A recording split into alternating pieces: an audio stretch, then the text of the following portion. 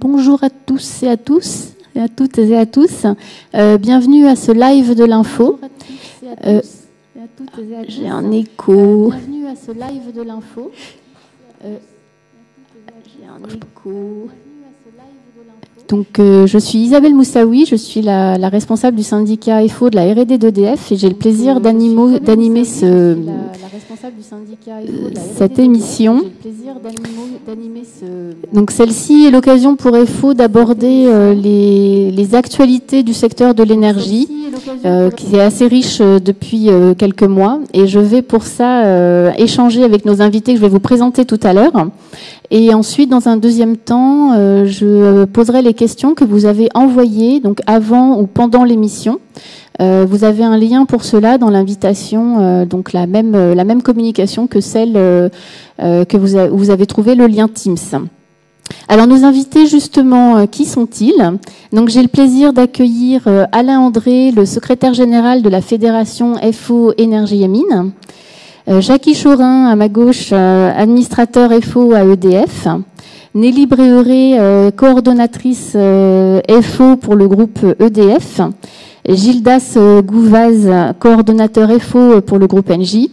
Et nous aurons le plaisir d'accueillir tout à l'heure Yves Verrier, le secrétaire général de la Confédération Force ouvrière. Donc sans plus attendre, on va rentrer dans le vif du sujet avec une première question pour Alain. Donc Alain, en tant que secrétaire général de la Fédération FO Énergie et Mines, les attaques dont font l'objet EDF et la filière gaz sont-elles si dangereuses que ça? Merci Isabelle, bonjour à toutes et à tous. Merci de vous prêter à cet exercice qui pour la première fois pour notre fédération où on se livre en grandeur nature à ce genre d'émission, ce genre d'informations pour le personnel qui nous paraît être important de mettre en œuvre compte tenu de l'évolution à la fois liée à la situation sanitaire mais aussi des besoins des uns et des autres de se retrouver régulièrement dans des postures questions-réponses sur les sujets d'actualité. Alors pour répondre clairement à cette question, en fait notre syndicalisme il a une particularité pour ce qui concerne FO Énergie et Mines, c'est qu'on se positionne à la fois sur le plan sociétal, sur le plan industriel et sur le plan social. Et sur ces trois plans-là, les attaques qui sont faites aujourd'hui à la fois aux gaziers et aux électriciens sont négatives sur ces trois plans-là. Elles sont négatives sur le plan sociétal parce que ces attaques sont des attaques qui sont faites contre quelque chose qui nous est à cœur et que nous qualifions, et avec cette particularité qu'on a à Force ouvrière, de service public républicain, au sens garant de l'égalité de traitement, de la fraternité, de cette solidarité que doivent avoir les citoyens français entre eux, et d'égalité, donc égalité et fraternité.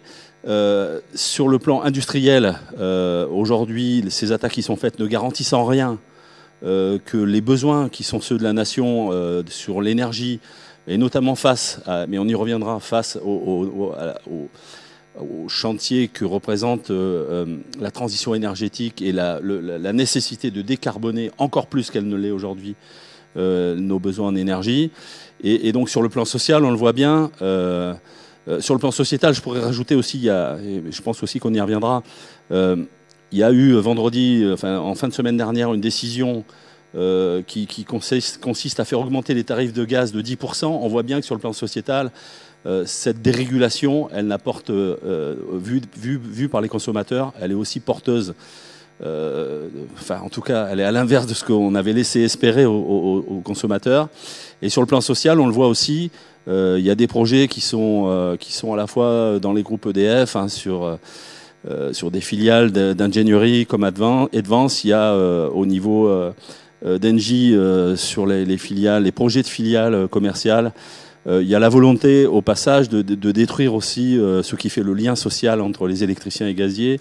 La particularité qui est notre contrat de travail, il y a cette volonté de détruire en tout cas, de faire disparaître avec ce qui pourrait être présenté par les uns et les autres comme l'ancien monde, de faire disparaître avec cet ancien monde les conditions sociales faites aux salariés de nos industries. Merci Alain. Je vais me tourner maintenant vers Jackie, donc administrateur FO à EDF. Alors on entend de la part de certains que ce modèle EDF, qui a plus de 75 ans, n'aurait plus autant de sens aujourd'hui. Donc, dans un contexte européen, donc avec du coup une Europe qui a une vision assez claire, assez précise de l'évolution qu'elle voudrait donner au secteur énergétique pour les différents pays de l'Union européenne. Alors, Jacky, quel pouvoir vraiment à Bruxelles et quelles sont les marges de manœuvre de la France ? Eh ben, merci Isabelle, bonjour à tous. D'abord, je voudrais dire que la question de l'Europe et des services publics, c'est un sujet, comme dirait une ancienne ministre, d'une vastitude tout à fait grande, puisque en fait, c'est un sujet central pour la place des services publics. Alors, moi, je voudrais dire trois choses. Premier élément, l'Europe n'a pas toujours été hostile aux services publics. Voilà. Entre 1957 et 1993, l'Europe a laissé les États membres organiser leurs services publics conformément à leur tradition nationale. Et ça, on l'oublie un peu. Le traité de Rome n'a jamais prévu la déréglementation des services publics. Deuxième élément, ce qui a changé, c'est l'acte unique européen, le fait de créer un grand marché en 1993, un marché où les services, où les biens et services s'échangeaient librement. Et à ce moment-là, il y a eu une rupture idéologique sur fond du fait que était au pouvoir Reagan outre-Atlantique et puis Madame Thatcher dans l'Union européenne, qui ont poussé vers une logique de dérégulation, de déréglementation, et qui ont fait qu'on a considéré que l'électricité, le gaz tout autant, étaient des biens et services comme les autres. Et on a, comme a dit Alain, considéré que cela devrait faire baisser les prix. Aujourd'hui, on a le président de la Creux qui a dit récemment que c'était pas du tout ça, que l'objectif de la dérégulation n'était pas de faire baisser les prix. À l'époque, c'était bien ça qui a été mis en avant, et rien d'autre. Alors sur l'électricité, c'était absurde, parce que l'électricité nucléaire française était bien moins chère que les pays alentours. Et si je peux me permettre une intrusion sur le gaz, c'était tout aussi stupide, parce que le gaz était importé et reste importé. Et ce qu'on a réussi à faire, c'est à affaiblir le monopole des acheteurs, à l'époque Gaz de France, tout en laissant les vendeurs sous monopole, puisqu'ils étaient extra-européens. C'était Statoil, c'était Sonatrach, c'était Gazprom. Voilà. Donc ça, c'était véritablement une forme d'idéologie. Et ça s'est traduit par un certain nombre de directives. Nous avons des directives sur l'électricité, des directives sur le gaz. Nous avons 4 séries de directives qui visent toujours à affaiblir toujours un peu plus le service public national. Alors, c'est arrivé par périodes successives, et il faut le dire, ces directives ont été votées par les gouvernements de toute tendance politique, qui soit de la droite républicaine ou qui soit de la gauche. Aucun gouvernement n'a jamais remis en cause les directives qui ont été adoptées par ses prédécesseurs, tout en disant à chaque fois que c'était des très mauvaises directives. Et donc ça, c'est un premier élément. La deuxième chose, c'est qu'il n'y a qu'une fois où les Français ont été amenés à s'exprimer sur les questions d'Europe et de services publics, c'était sur le traité constitutionnel européen en 2005. En 2005, il y a eu une proposition de constitution européenne dans laquelle figurait la concurrence libre et non faussée. Et les Français se sont exprimés. Et les Français ont dit non. Donc la seule fois où les Français ont été consultés, ils ont dit non à la conception européenne des services publics. Pour autant, la marche a continué. On a fait comme si le choix des Françaises et des Français avait été finalement sans conséquence, ce qui est tout à fait choquant. Et puis, troisième élément, j'ai dit l'Europe n'a jamais été hostile aux services publics à l'origine, elle a changé avec le grand marché. Pour autant, il y a encore des marges, et c'est là où j'en arrive directement à la question qui m'est posée, des marges pour savoir, pour modifier un peu les choses, pour autant qu'on en ait la volonté politique. Et je donne 2 exemples. Un premier exemple, c'est les débats qui ont eu lieu en 65-66 avec le général de Gaulle. Il a fait la chaise vide, ce qu'on appelle la politique de la chaise vide, c'est-à-dire qu'il n'a pu siéger au niveau européen pendant plus de 6 mois parce qu'il considérait que les intérêts français n'étaient pas suffisamment pris en considération. Et il est revenu, et quand il est revenu, on a adopté ce qu'on appelle le compromis de Luxembourg, qui a dit que lorsque les intérêts nationaux d'un des pays membres étaient en cause, eh bien, un droit de veto était possible, alors qu'au niveau européen, ça marche à la majorité qualifiée, c'est-à-dire qu'il faut qu'il y ait un certain nombre de pays qui ont un certain nombre de voix dans l'Union européenne pour qu'une loi, une directive européenne soit adoptée. Et donc ce compromis de Luxembourg, il existe toujours en droit international.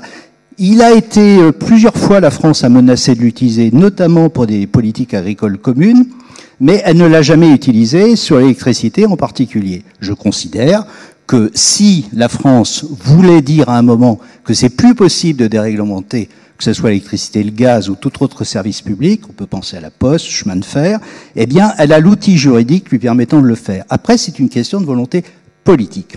Et puis, j'ai un deuxième exemple, qui est un exemple sur la directive concession, qui a été adoptée en 2014. Cette directive concession, elle a prévu un certain nombre d'exemptions.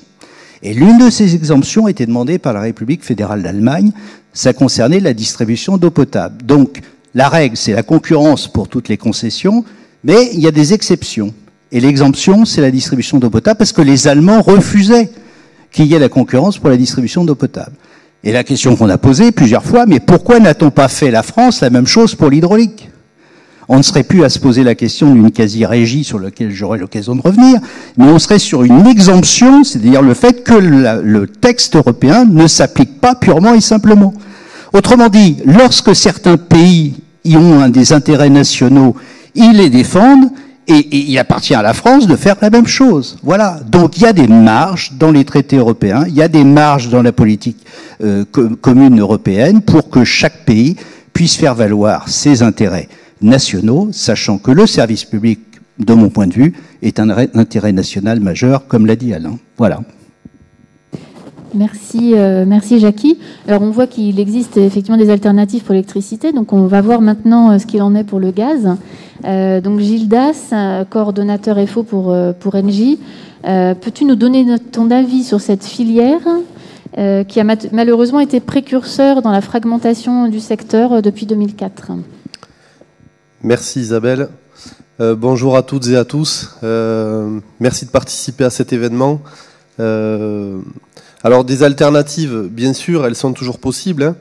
On le voit notamment sur le projet Hercule où notre organisation syndicale a été quand même force de proposition depuis le départ de ce processus. Ensuite, chez Engie, tout le monde le sait, depuis plus de 10 ans, nous n'avons eu de cesse que de proposer des schémas organisationnels différents à la direction, en vain à ce stade. Malheureusement, le groupe est complètement délaissé par l'État actionnaire, qui est actionnaire de référence, hein, c'est-à-dire que dans toutes les décisions du conseil d'administration, on voit bien que celles qui sont prises le sont avec l'assentiment de l'État, et par moments même elles ne sont pas comprises par les salariés, et ça c'est une grosse difficulté. Il est clair que le temps de l'EPIC qu'on a tous connu est bien lointain, hein, malheureusement, ça c'est clair. Les orientations stratégiques du groupe sont maintenant définies par les actionnaires, qui n'ont qu'un seul objectif en tête, hein, gagner du cash et augmenter les dividendes. Alors, effectivement, le groupe Engie fait office de laboratoire et a malheureusement été précurseur dans bien des domaines. Quelques exemples, hein. Plus de 90% de l'activité du service client est aujourd'hui externalisée en France, hein, et l'est d'ailleurs à l'étranger. Il faut savoir que, à titre d'exemple, en 2008, lorsque EDF et Gaz de France se sont séparés, c'est plus de 32 centres de relations clients qui existaient en France. Aujourd'hui, il n'en reste plus que 6. Voilà, donc c'est plus de 2000 emplois statutaires qui ont disparu à notre seul périmètre, hein, du groupe Gaz de France, ex-Gaz de France, maintenant Engie. Et c'est vrai que nos collègues d'EDF, je pense, le savent et se préparent à cette éventualité et ont bien compris que ce qui allait probablement arriver, et ce n'est pas ce que l'on leur souhaite, mais ça semble être le sens de l'histoire. Je pense que tout le monde a bien en tête ce qui se passe aussi au sein du groupe Engie. Et j'espère que l'histoire ne se répétera pas pour nos collègues d'EDF. Après, on a assisté également à la vente de ce qu'on appelle, nous, nos bijoux de famille, c'est-à-dire une partie des infrastructures gazières, hein, donc avec la cession de nos activités de gaz naturel liquéfié à Total. Voilà. Donc avec également des salariés qui ont perdu leur statut au bout du bout. Puis on a, vous le savez, cédé les activités d'exploration-production. Et on craint le pire parce que a priori c'est pas terminé. Et qu'est-ce qui sera demain fait pour on en parlera un petit peu plus tard, je crois, mais pour les activités dites de New Engie, hein, ce qui va rester dans le New Engie demain, parce que le groupe est en train de se séparer. Et en attendant, donc du coup, les nouvelles restructurations. Donc les conséquences, vous l'avez compris, sont très nombreuses. Ils sont surtout très inquiétantes et très impactantes. Elles le sont surtout pour l'emploi statutaire. Voilà, l'emploi statutaire qui ne cesse de diminuer. Et pourtant, on a des employeurs qui, à longueur de temps, nous répètent que le statut n'est finalement pas le cœur du problème. Alors, s'il n'était pas le cœur du problème, pourquoi est-ce qu'on s'y attaque en permanence? Voilà. Donc, je termine la question par une autre question. Merci. Merci Gildas. Donc on voit effectivement beaucoup d'inquiétudes de la part des salariés, mais également des élus. Alors Alain, on l'a constaté pour le groupe EDF avec Hercule, de nombreux élus ont rejoint le combat interfédéral. Donc c'est plutôt positif ça quand même. Ah oui, effectivement, mais je pense que c'est lié enfin, comme je le disais dans ma première réponse, c'est qu'au-delà de cette bataille qui pourrait être qualifiée de nombriliste des électriciens et gaziers sur leur propre sort, sur leurs conditions sociales, il y a aussi une vision du pays qui est en jeu. Il y a aujourd'hui le modèle EDF, GDF, enfin EDF-NJ dans la nouvelle version, c'est le fruit du Conseil national de la résistance, c'est le fruit d'une façon de penser de nos anciens qui après avoir, pour certains, payé de leur sang, hein, de souffert dans leur chair, ont nourri une conception de la société, de la démocratie française, se sont attaqués aux réalités qui étaient les leurs à ce moment-là, qui étaient de faire face à la reconstruction de la France et de ce besoin d'unité nationale. Et cet esprit, il est quand même très ancré, alors un peu moins dans les élites politiciennes, mais nos élus de terrain sont très attachés à tout ce qui a été construit avec ce modèle, donc avec ce fameux service public républicain. On parle de l'égalité de traitement à travers la péréquation tarifaire. Alors qu'est-ce que c'est que la péréquation tarifaire? C'est le fait de dire que j'habite dans une zone très reculée, très loin d'une centrale, ou que j'habite dans une zone très peuplée et pas très loin d'une centrale, on pratique le même prix du kilowatt. La péréquation tarifaire, c'est la traduction en fait de l'égalité républicaine face à des services de première nécessité comme sont celui de l'électricité et du gaz, de l'énergie d'une manière générale. C'est aussi pour les élus, parce que à travers le projet Hercule, il y a la question de l'hydraulique. Mais l'hydraulique, c'est pas seulement comment je produis l'électricité avec des barrages, c'est qu'est-ce que je fais de la ressource en eau dans une vallée. Pour l'expliquer simplement, je pense que si demain, nos élus sont tout à fait conscients que si demain, je dis à quelqu'un, tu exploites un barrage et par ailleurs les kilowatts que tu produiras avec ce barrage, ils sont soumis aux lois du marché. Je lâcherai l'eau. Si moi je suis propriétaire de ce barrage, j'ai derrière moi un coffre-fort qui a une valeur si je lâche l'eau à midi ou qui en a une autre si je la lâche à 18h, et que donc la question de l'utilité de l'eau par rapport aux besoins des populations, par rapport aux besoins de l'industrie, par rapport aux besoins touristiques, par rapport à l'aménagement même des territoires, c'est aussi une question qui fait que les élus s'interrogent. Il y a donc les élus, fort heureusement, je pense qu'il y a eu aussi un phénomène avec les élus, c'est que l'Assemblée n'a pas été saisie de la question. Voilà. Au-delà des sensibilités des uns et des autres, il y a probablement à l'Assemblée des gens qui peut-être se laisseraient convaincre et comme l'a rappelé Jackie, qui peut-être n'avaient pas combattu avec force ce qui est le prélude à ce qui nous arrive, mais les élus n'ont pas accepté cette idée du jupitérisme, quoi. Voilà, on va appeler un chat, la centralisation extrême du pouvoir et le fait qu'une poignée s'accaparent les décisions qui ont encore une fois un impact sur l'aménagement du territoire, sur les conditions faites aux populations. Et je pense que de ce point de vue-là, les élus se sont dit, on ne peut pas laisser faire. Et je pense que c'est un bel élan de sursaut. Enfin, il y a un élan national de ce point de vue-là, parce que on n'est pas toujours d'accord avec eux, ils sont pas toujours d'accord entre eux, déjà pour commencer entre eux, mais ils ont tous été d'accord pour dire ça ne peut pas se décider dans un comité restreint, fût-il dans l'endroit le plus prestigieux de la politique parisienne. Voilà, donc je pense que là aussi il y a un vrai message dans une période où les gens ont du mal à percevoir qu'est-ce que le poids des élus sur les décisions réelles qu'il peut y avoir dans un pays. Je pense que nos élus, de ce point de vue-là, une grande majorité d'entre eux ne se sont pas laissés emporter par finalement la facilité et à nos côtés disent non, il y a une autre façon de voir l'aménagement du territoire, l'égalité républicaine, enfin une autre façon aussi d'armer la France face à ce nécessité encore une fois de la transition énergétique. Et je pense que voilà, on peut que s'en féliciter. Et dans le combat que les organisations syndicales des industries électriques et gazières ont face à cette décision que nous contestons, et notamment Hercule, mais c'est valable aussi sur la RE 2020, enfin sur les questions gazières qu'on développera. Mais je pense que de ce point de vue-là, voilà, on peut que se féliciter que notre rapport de force, qui n'est pas toujours, qui ne porte pas toujours ses fruits, grâce aux élus et le relais médiatique qu'ils ont apporté, parce que quand nous, en tant qu'organisation syndicale, on dit une chose, ça a un poids.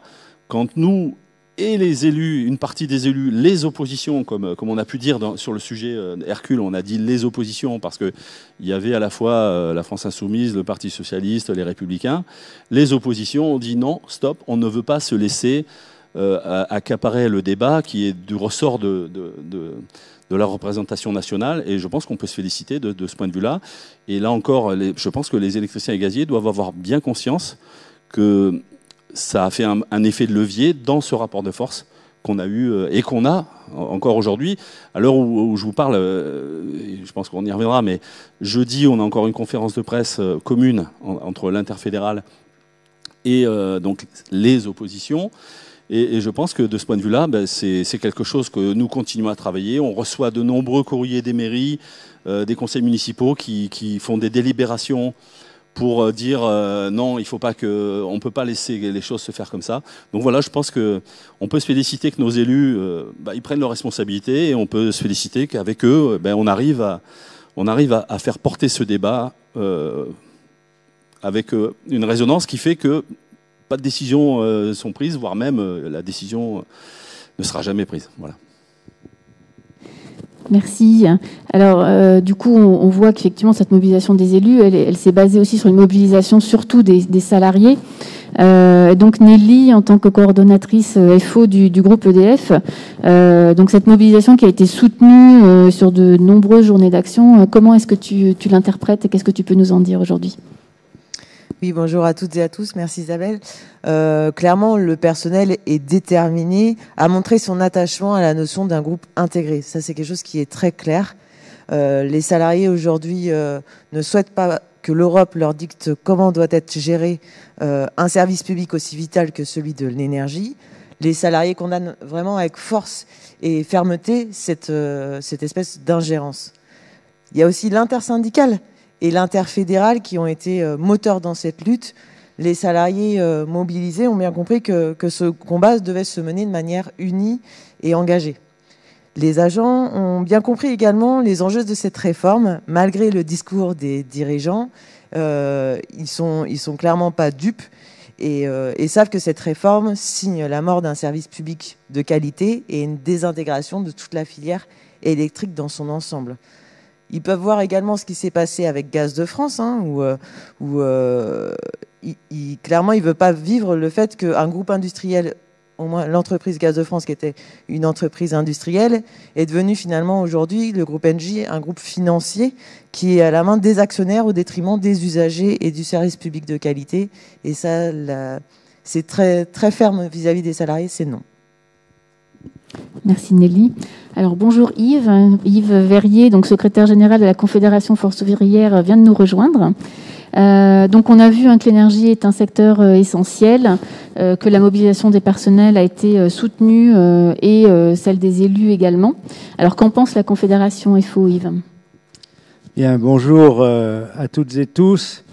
La Confédération, comme son nom l'indique, rassemble les organisations syndicales à travers les fédérations nationales d'industrie, comme aujourd'hui la Fédération nationale de l'énergie et mines, dans tous les secteurs d'activité, c'est-à-dire aussi bien du secteur public, la fonction publique de l'État, le secteur public comme l'énergie et mines, que le secteur privé, la métallurgie, la chimie, etc. Et la Confédération, par essence, c'est sa construction même, son rôle est d'appuyer, de coordonner l'action de ces structures syndicales et d'apporter à son niveau, pour ce qu'elles représentent, son soutien, évidemment, aux syndicats et aux fédérations sur les sujets, les dossiers sur lesquels ils sont plus particulièrement mobilisés. En l'occurrence, sur celui de l'énergie et de l'énergie électrique aujourd'hui, avec le combat contre le projet Hercule, la Confédération soutient évidemment la Fédération FO de l'énergie et des mines sur deux aspects. Premièrement, soutien au fait que le syndicat défend l'emploi, la nature de l'emploi, en l'occurrence le statut, le régime de retraite, le régime de l'action sociale, qui est attaché au secteur et à sa construction historiquement. On le soutient comme on soutient nos camarades de la fonction publique de l'État, comme on va soutenir nos camarades de la métallurgie qui défendent leurs droits tels que négociés dans leurs conventions collectives respectives. Donc ça, c'est un combat qui est une démarche qui est naturelle, systématique, qui a une particularité ici et qui tient au deuxième aspect du soutien, c'est que le statut est associé au caractère public de l'entreprise. Et le caractère public concerne la Confédération non seulement du point de vue de ses agents, mais du point de vue de l'ensemble de la population et des salariés en particulier qui en sont les usagers, qui en sont les bénéficiaires. Et donc on porte un regard sur le devenir de la nature publique du service et en particulier de la production, de la distribution de l'énergie électrique, avec une dimension plus large aujourd'hui, évidemment, qui est celle de l'enjeu climatique, de la transition énergétique, qui préoccupe là aussi les salariés au même titre. On dit beaucoup que pour nous, il est important que la transition énergétique, la transition environnementale, la transition climatique, la façon dont on l'appelle ou on la voit, ou quel que soit le focus, ne peut pas se faire au détriment des droits des salariés. Il faut que, d'une certaine manière, on associe justice sociale à ces enjeux de transition environnementale. Pardon. Merci. Et merci de ton soutien et celui de la Confédération. Alors, ces derniers mois, il y a des rencontres qui se sont enchaînées avec les membres du gouvernement, et notamment le ministre de l'économie ces derniers mois. Alors, à ton avis, est-ce qu'on peut dire qu'on est entendu ou est-ce que ce sont des échanges de pure forme? Alors ça, c'est toujours la même interrogation. On joue souvent sur les deux termes. Est-ce qu'on est écouté? Est-ce qu'on est entendu? On est sans doute écouté. On est sans doute entendu au sens de ce que nous portons et de la détermination avec laquelle nous le portons. Et si le ministre de l'économie a considéré utile, même nécessaire, puisqu'à son initiative, nous avons été reçus, non seulement la Fédération, mais il tenait à ce que la Fédération soit reçue avec la Confédération, pour les raisons que je viens d'évoquer. Le fait que la Confédération est intéressée au dossier, non seulement du point de vue de l'emploi ou du statut des agents, mais y compris du point de vue du caractère public du service. Donc il le sait, ça. Donc je pense qu'il a entendu notre détermination sur le dossier, les raisons de nos analyses, de nos positions, qui accompagne celle de la Fédération FO de l'énergie et des mines. Maintenant, est-ce que nous sommes entendus sur l'aboutissement? Ça, c'est beaucoup moins sûr. On sent qu'il y a sans doute une conviction du côté du gouvernement qu'il faut aller dans ce sens-là, même s'il s'en défend. Il s'en défend en mettant en avant l'environnement européen, les contraintes européennes, face auxquelles, nous dit-il, il fait en sorte de tenir compte des raisons de notre opposition. Alors là, peut-être que c'est nous qui ne l'entendons pas ou qui ne sommes pas convaincus des sauvegardes qu'ils mettent en avant pour essayer de nous faire comprendre qu'au final, on ne pourrait pas faire autrement. Et c'est là, évidemment, que le bas blesse. Et c'est peut-être là que nous ne nous entendons pas, ni l'un ni l'autre. Merci beaucoup Yves. Alors on le voit, hein, la détermination des personnels ne faiblit pas au fil des rencontres, donc c'est rassurant pour le personnel, mais le gouvernement a tendance à minimiser les impacts de ce qu'il appelle maintenant le grand EDF, hein, nouveau nom d'Hercule. Alors Jackie, ce nouveau nom correspond-il à un nouveau projet ou est-ce que c'est de la poudre aux yeux ? Écoute, Isabelle, moi je considère que Hercule et Grand EDF, c'est du pareil au même. Bon, c'est un relookage, c'est un ersatz, mais c'est exactement la même chose. Alors, pourquoi ? Parce que dans le Grand EDF, il y a toujours la séparation en 3 parties. Il y a une partie bleue, qui consisterait à avoir le nucléaire et le thermique, plus certains services centraux et certains services supports, plus la recherche.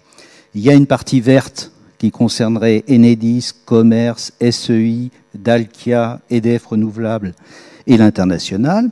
Et puis, il y a une partie dite Azur.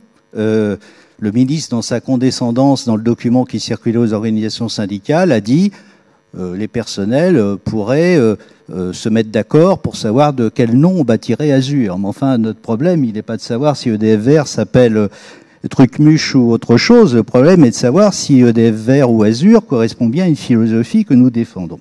Donc, Grand EDF ou le projet Hercule, c'est du pareil au même, premier élément. Deuxième élément, comment on peut caractériser ces projets? On peut caractériser, de mon point de vue, par deux grands sujets, deux grandes façons de voir les choses. La première, c'est la déréglementation. La deuxième, c'est le démantèlement. Déréglementation, tout d'abord, c'est l'ARENH. Aujourd'hui, on a l'ARENH. Donc aujourd'hui, on est obligé de partager 100 TWh. Donc en principe, c'était 25% de la production nucléaire, mais comme Fessenheim a été supprimé et retiré du réseau, c'est resté 100 TWh. Donc 100 TWh à partager avec nos concurrents à un prix fixé qui ne couvre pas les coûts d'EDF et dans des conditions extrêmement déstabilisantes pour EDF qui a fait perdre plusieurs milliards d'euros. Bon. Et aujourd'hui, on nous dit, fort bien, l'ARENH, vous êtes contre? Eh ben, on est contre. Au lieu d'avoir 100 TWh, c'est l'intégralité de la production. On mettrait sur le marché l'intégralité de la production nucléaire, c'est-à-dire les 400 et quelques TWh de la production nucléaire. Donc, autrement dit, c'est plus de déréglementation. Alors, bien sûr, on va dire, pour ce prix-là, on va augmenter le prix du nucléaire. Mais enfin, c'est tout de même plus de déréglementation. Premier élément. Deuxième élément, on mettrait de la concurrence dans le système. Je donne un exemple.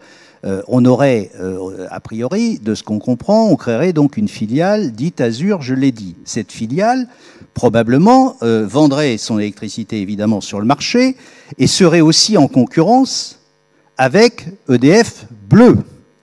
Autrement dit, on aurait une concurrence à l'intérieur du système électrique français.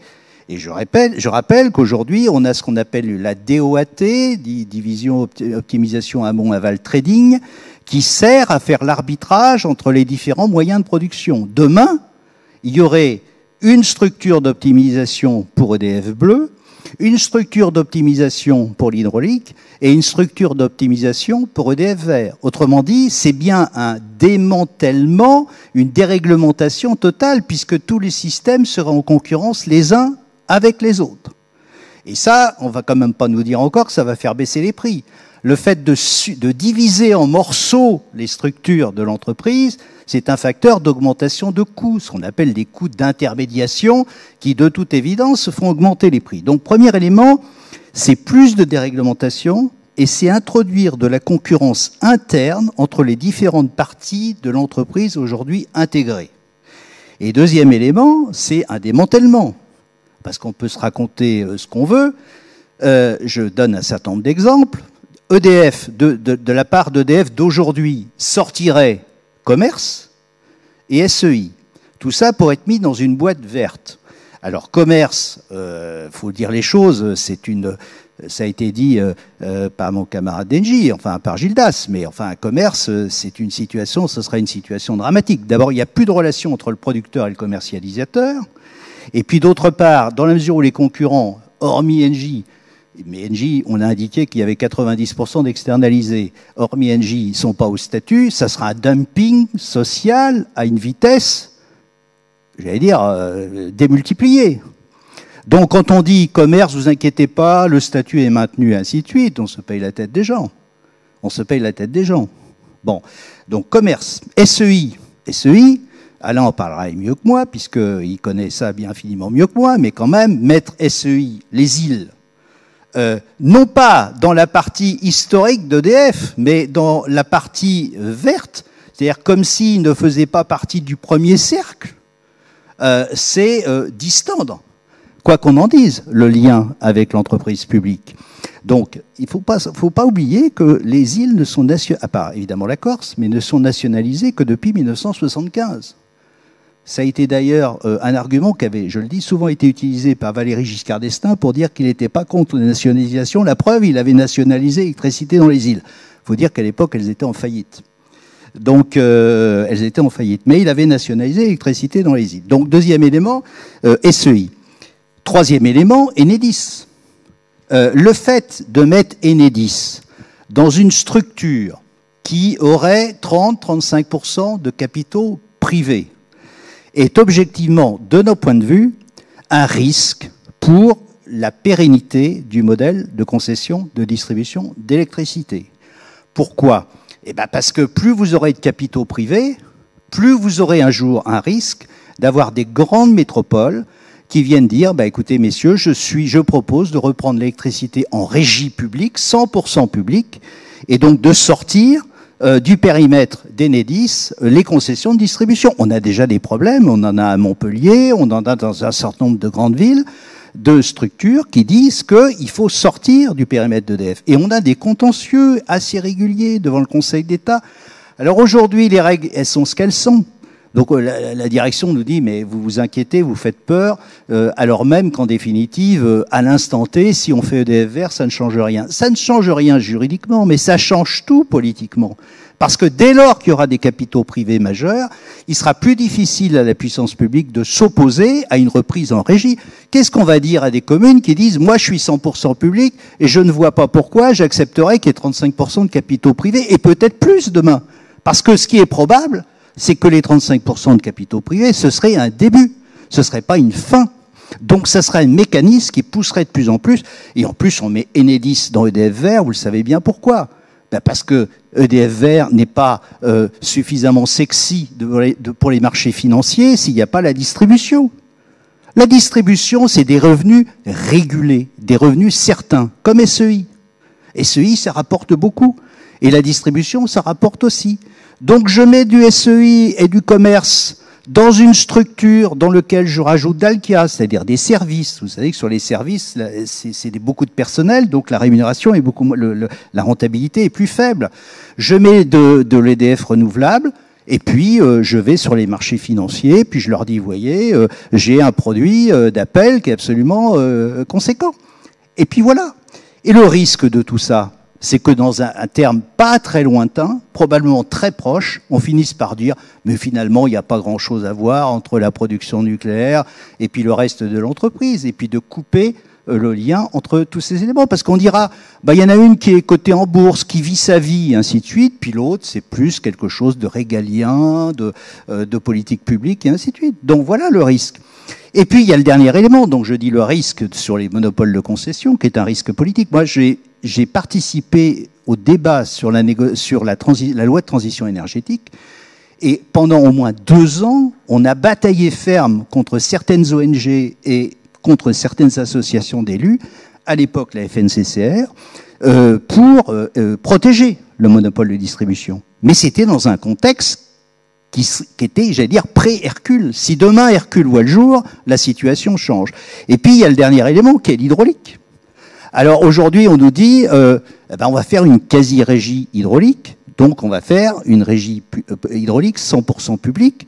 Sauf que ce qu'on oublie de dire, c'est que dans ce paysage, pour arriver à cette quasi-régie 100% publique, dont on nous dit qu'elle a pour objectif d'éviter la mise en concurrence des concessions hydroélectriques, eh bien la conséquence de tout ça, c'est une quasi-séparation de l'hydraulique d'EDF. Puisque en fait, sur le plan comptable, il ne serait plus intégré. Sur le plan de personnel, je ne sais pas exactement jusqu'à quel point ça marcherait. Sur le plan des investissements, c'est elle qui déciderait. Et sur le plan du conseil d'administration ou de surveillance, c'est pas EDF qui aurait la majorité. Donc si EDF n'a pas la majorité, c'est pas une filiale d'EDF. Et donc ça revient à dire que le système, alors là pour le coup c'est très facile de mettre un coup de ciseau et puis de séparer définitivement l'hydraulique. Autrement dit, c'est bien du démantèlement. On part bien d'une structure qui aujourd'hui est intégrée à une structure qui, morceau par morceau, va être divisée. Et moi, je vous rappelle, mes chers camarades, que nous avons commencé il y a déjà une vingtaine d'années. Il y a 20 ans, on a commencé à s'attaquer au réseau. On a sorti Réseau de transport d'électricité qui est devenu une entité complètement indépendante. RTE a beau être une filiale d'EDF à 50,01%, elle est totalement indépendante. Elle n'est pas dans le comité de groupe France, elle n'est pas intégrée comptablement, elle est indépendante. Après, nous avons eu Enedis en 2008. Alors Enedis, enfin c'était ERDF, c'est devenu Enedis. Alors à l'époque, là, on s'est dit, on va pas recommencer. On s'est dit, nous on était contre, mais les gouvernants se sont dit, on va pas se faire avoir 2 fois, donc cette fois-ci, on va faire quelque chose de plus proche d'EDF. Néanmoins, aujourd'hui, la Creux nous dit, l'immobilier, il faut le sortir, les achats, il faut le sortir, le juridique, il faut le sortir, et demain, ils vont nous demander encore de sortir. Ils nous ont imposé le changement de nom d'Enedis qui a quand même coûté 300 millions d'euros. Bon, pourquoi ?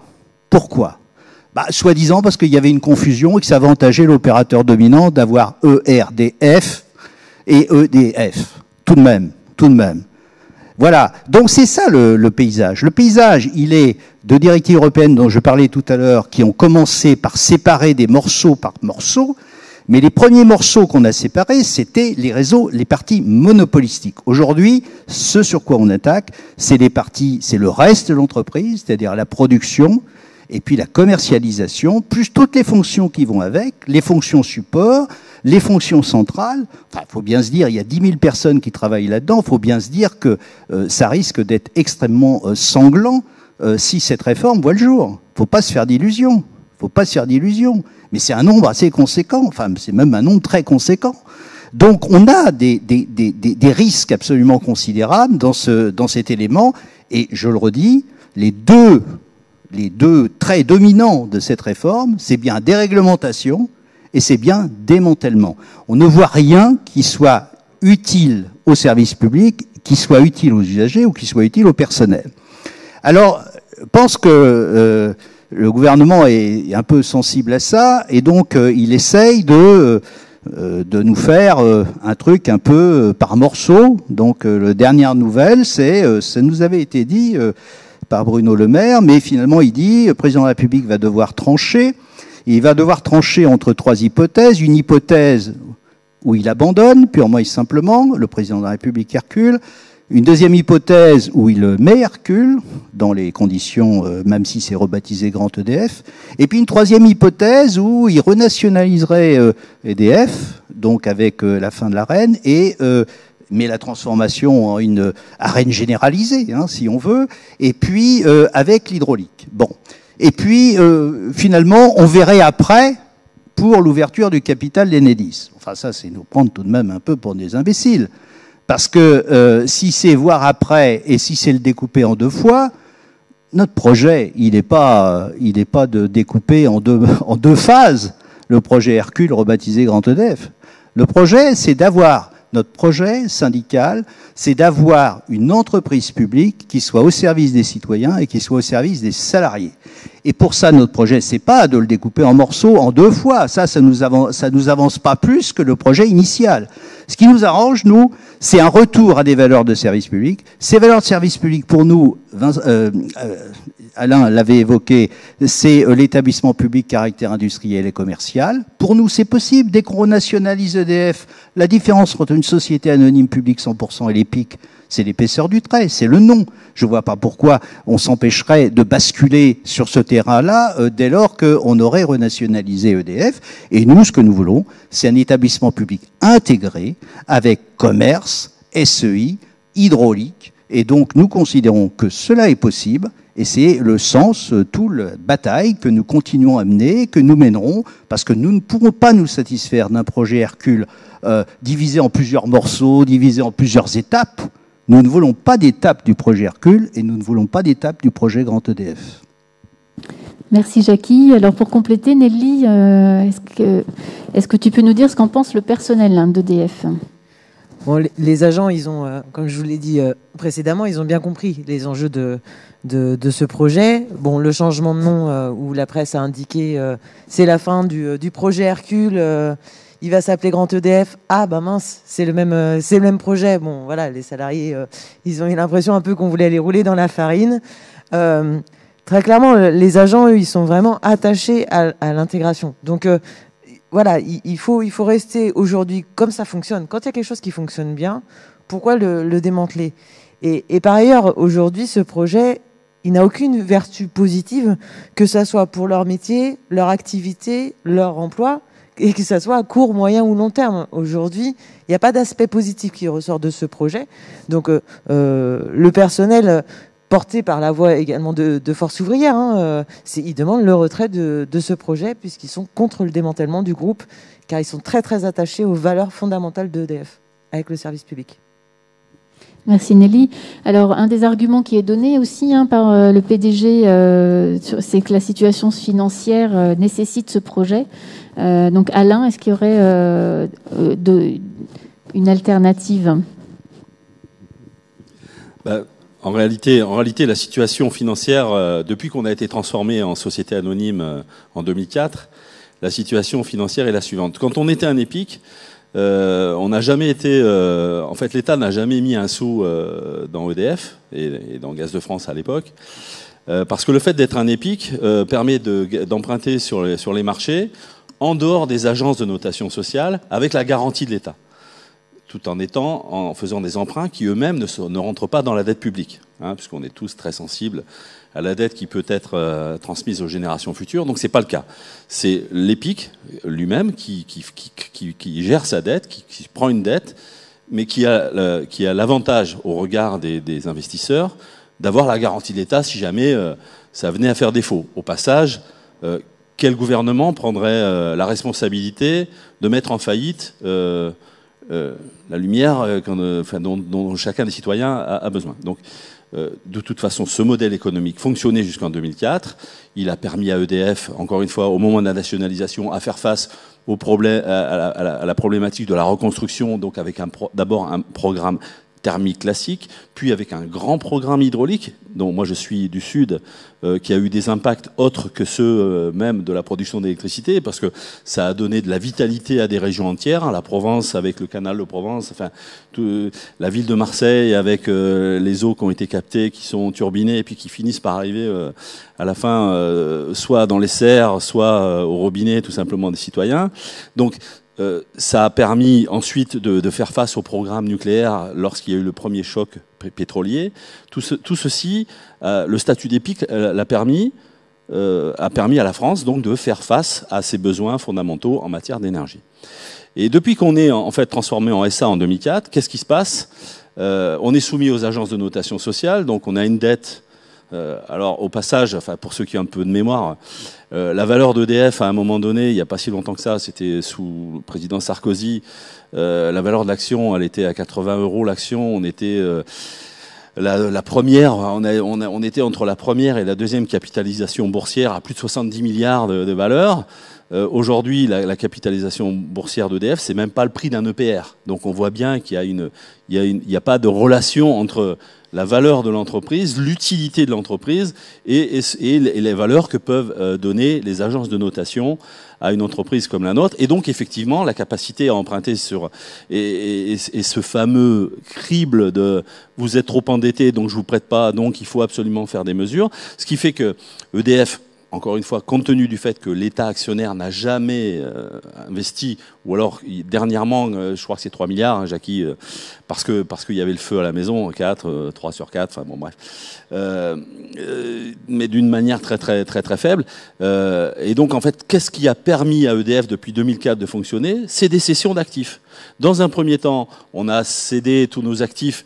Et alors, le prédécesseur, un des prédécesseurs de Jackie Chorin au conseil d'administration aimait le rappeler, EDF est riche de ses dettes futures. C'était la formule que nous employions au début des années 2000, parce que les coûts de démantèlement, notamment des centrales nucléaires, mais de toutes nos installations, en fait, on les provisionnait à travers des filiales dont on était propriétaire, beaucoup en Amérique du Sud. Alors, EDF a toujours été aussi, bon, je sais pas si c'est une bonne chose, je suis pas sûr, mais bon, au gré des voyages des présidents de la République, on faisait des acquisitions plus ou moins heureuses. Il y a eu toute une période, voilà, où on était, donc c'était ce fameux, on est riche de nos dettes futures. Et puis finalement, l'État a commencé à impulser des plans de cession d'actifs de manière à ce que EDF puisse répondre à ses besoins fondamentaux immédiats. Dans cette même période, on a retardé beaucoup les investissements, notamment les investissements de réseau. Enedis a beaucoup souffert, un retard qui a été pris énormément parce que sans que l'État actionnaire n'y mette un seul centime, sans que on a vendu nos cessions d'actifs, le dernier plan de cession d'actifs à hauteur de 10 milliards, c'est celui qui nous a conduit à vendre toutes nos filiales des PECO, de l'Europe centrale. Et aujourd'hui, il n'y a plus rien à vendre à EDF. Il n'y a plus rien à vendre pour financer le mur d'investissement. Le mur d'investissement, il est constitué de deux grands volets. Il y a comment je maintiens en état de fonctionnement mon parc nucléaire actuel. Tout le monde est d'accord pour dire que pour optimiser ce parc, il faut faire des investissements. C'est le fameux programme Grand Carénage, alors qu'on peut chiffrer à 40, 50 milliards selon si on ferme ou pas des tranches. Le fait d'avoir sorti Fessenheim du réseau fait que la fameuse facture dégonfle. Mais il faut faire face à ce pic d'investissement donc de maintien en activité de nos centrales nucléaires, et il faut faire face à ce pic d'investissement que représente la transition énergétique. Et EDF aujourd'hui n'a pas les moyens de faire face à ces besoins encore une fois qui sont dictés par des grandes causes nationales et par le fait aussi de maintenir une production d'électricité fortement décarbonée, parce que le mix nucléaire hydro fait qu'on est à plus de 80% décarboné. Et donc, la besoin de poursuivre ce mouvement-là. Donc, EDF n'a pas les moyens, si ce n'est que de vendre des activités cœur. Et comme on ne peut pas vendre des activités cœur, eh ben on crée cette fameuse machine à cash dont Jackie a fait la description, ce fameux verre, alors EDF Énergie Renouvelable, appelons-le comme ça, si on veut, dans lequel on met effectivement des activités qui pour certaines sont déjà des activités d'Alcal et services, c'est déjà un domaine concurrentiel, mais on met du régulé, parce que les régulés, ça attire les investisseurs. Et donc, on fait un montage qui permet non plus de vendre des actifs tout entiers, mais des actifs pour tout ou partie, et on crée une boîte qui permet de financer éventuellement, mais on est dans une vision court terme, parce qu'en fait, on ne change pas le modèle, y compris sur sur ce besoin d'énergie renouvelable, d'investir. Alors, on a une vision réaliste pour ce qui nous concerne sur les énergies renouvelables. Il faut les intégrer, il faut prendre ce qui est à prendre dans les énergies renouvelables, mais on ne donne pas à EDF les moyens de prendre ce marché, de répondre aux besoins de la nation dans ce domaine-là. Et les besoins de financement, ils ne sont pas du tout garantie par ce montage qui est fait, puisque une des préoccupations de l'État, et notamment c'est pour ça qu'on parle de 30% de mise en bourse de verre dans un premier temps, c'est que pour faire cette grande opération, il faut racheter les 15% de flottants d'EDF actuel.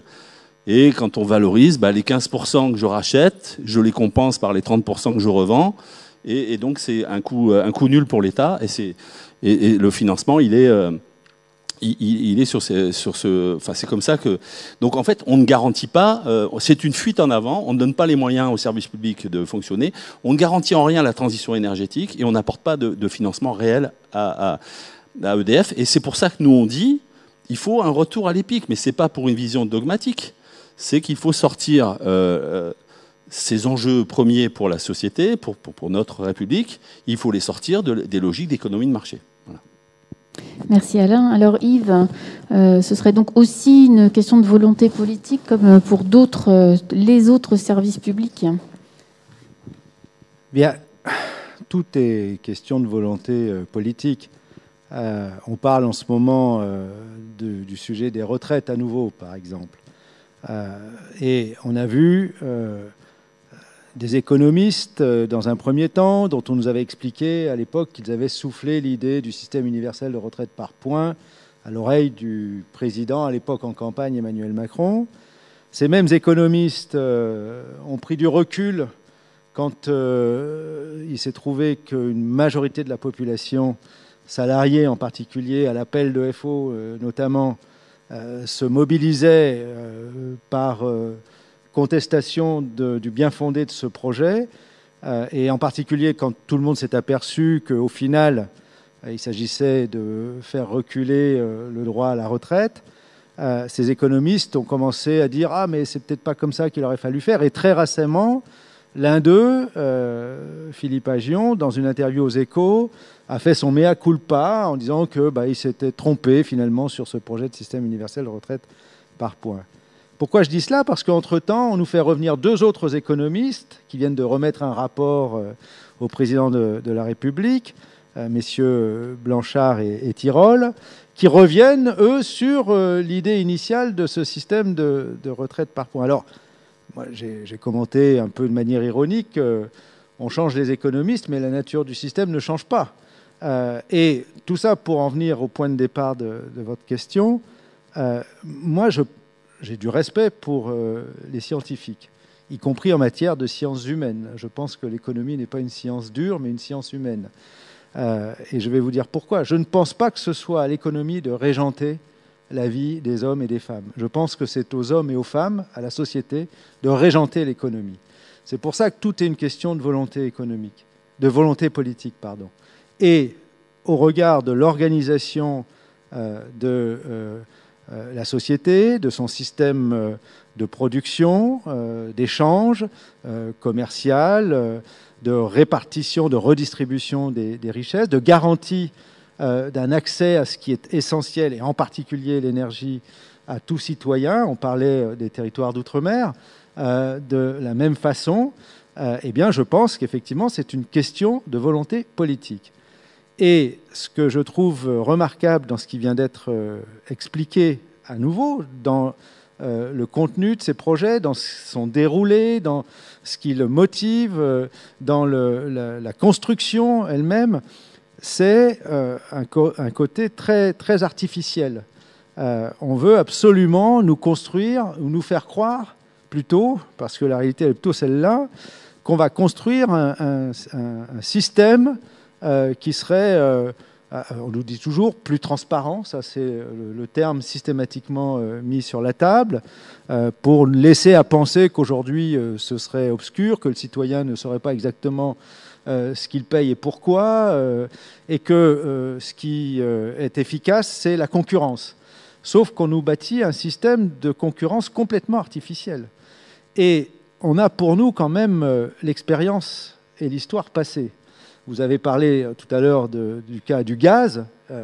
Là, l'histoire a été très vite, là pour le coup, entre ce qu'on nous promettait et ce qui s'est produit 2 ans après, en termes de non-privatisation. Mais, je me tourne vers Jackie Chorin, parce qu'on a échangé de longue date. À l'époque, on a en mémoire, peut-être que les plus jeunes, sans doute même, n'ont pas en tête PTT, mais à l'époque, on parlait des postes, téléphones, télécommunications, télégraphes même à l'origine. Et en 90, on sépare les PTT en 2 branches. la Poste et les télécoms. Venait d'être créé France Télécom 1 ou 2 ans avant. Ne pas oublier qu'à l'époque, en 87, jusqu'en 87, c'était une direction d'administration centrale, hein, l'équivalent d'un service de l'État quasiment. Et donc en 90, on sépare les deux branches. Alors là, on franchit un cap, hein, puisque entre-temps, on l'a transformé en établissement public à caractère industriel et commercial.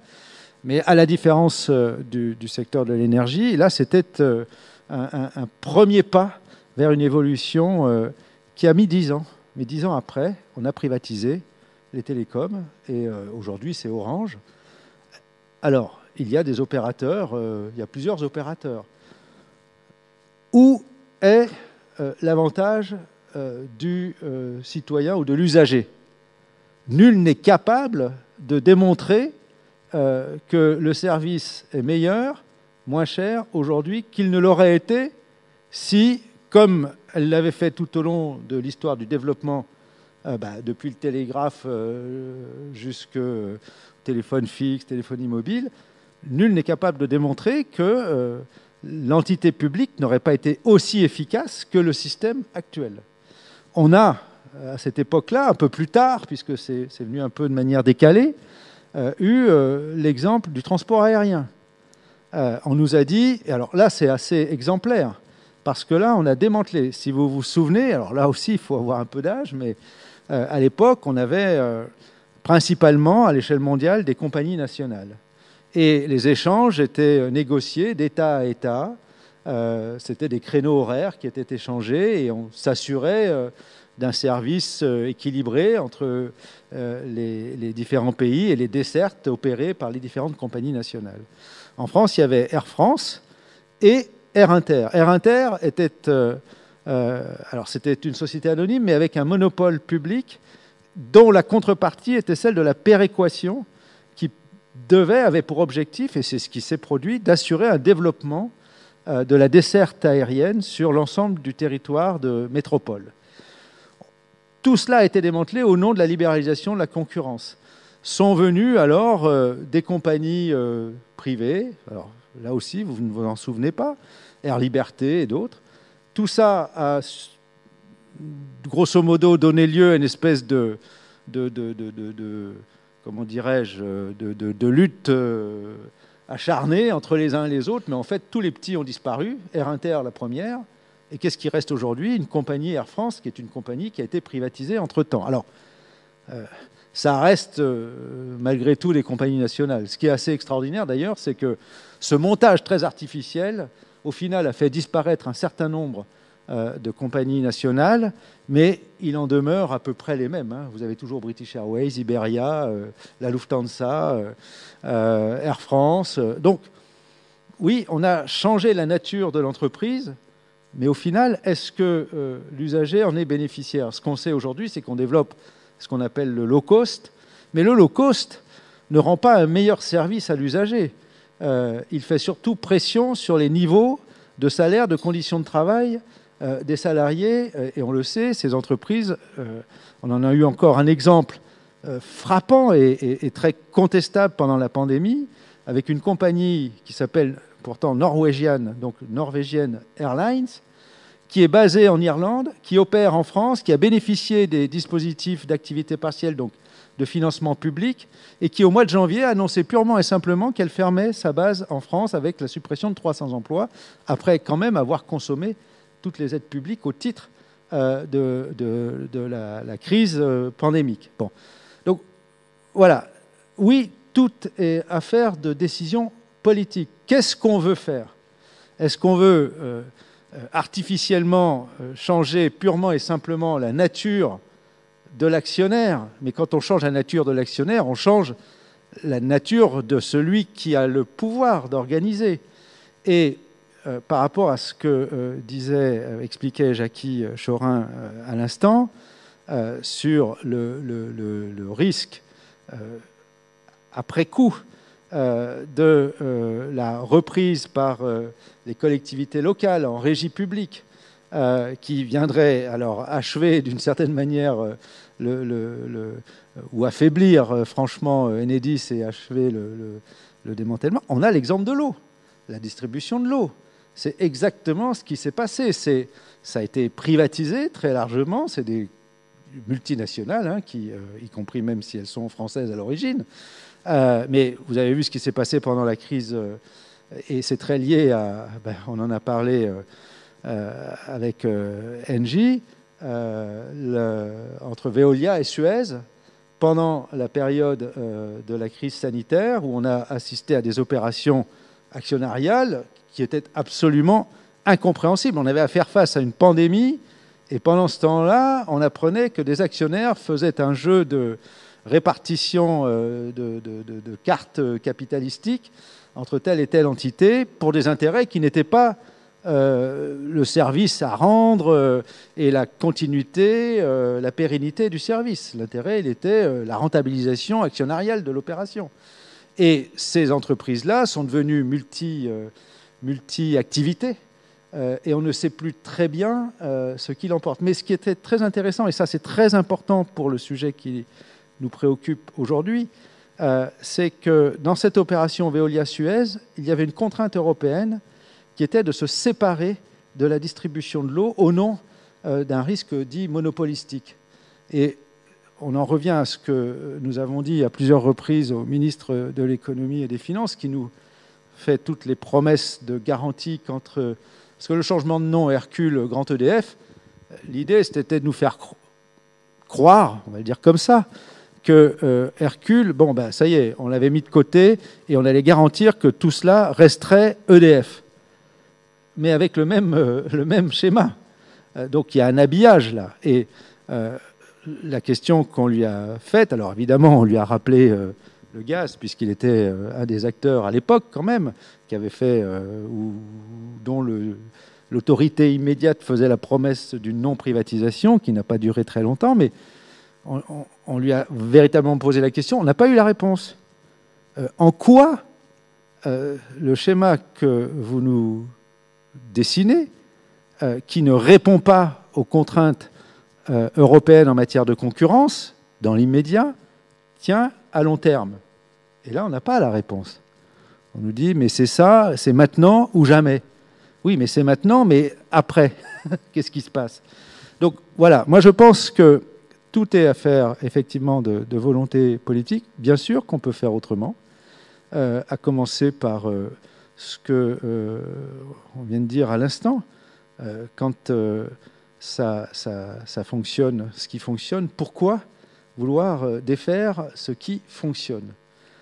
Premièrement. Deuxièmement, on le voit bien, je parlais de l'aérien, mais on peut parler de France Télécom et de tout ce qui tourne autour du numérique aujourd'hui. Les communications, maintenant, c'est Internet. Ce sont d'énormes entreprises à l'échelle mondiale qui optimisent à tous égards, mais on n'a pas favorisé ni la concurrence, ni l'intérêt des usagers dans cette affaire.